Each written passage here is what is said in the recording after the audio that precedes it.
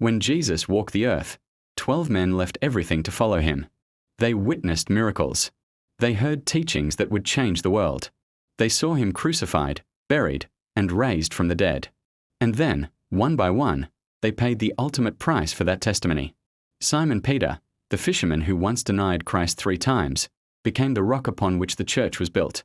Around 66 AD, during Nero's brutal persecution of Christians in Rome, Peter was arrested. He didn't feel worthy to die the same way Jesus had. So they crucified him upside down, his head pointing toward the earth, his feet lifted toward heaven.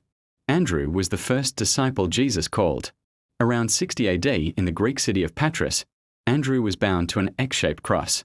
For 2 days he hung there, still preaching to the crowds, until finally his spirit departed. James, son of Zebedee, was the first to die. Around 44 AD, King Herod Agrippa I ordered James arrested and executed by the sword. A quick death. A swift beheading. John was the disciple Jesus loved. Tradition says they tried to kill him in boiling oil, but he emerged unharmed. He was exiled to Patmos, where he received the visions of Revelation, and died naturally in old age. Philip carried the gospel across the ancient world.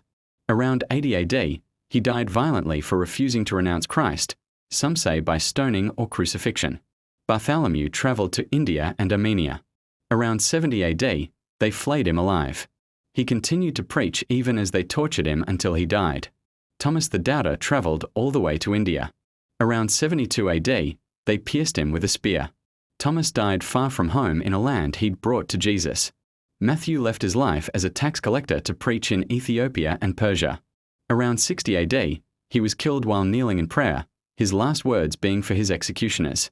James the Less became a pillar of the church in Jerusalem. Around 62 AD, they threw him from the temple height, stoned him, and beat him with a club until he died.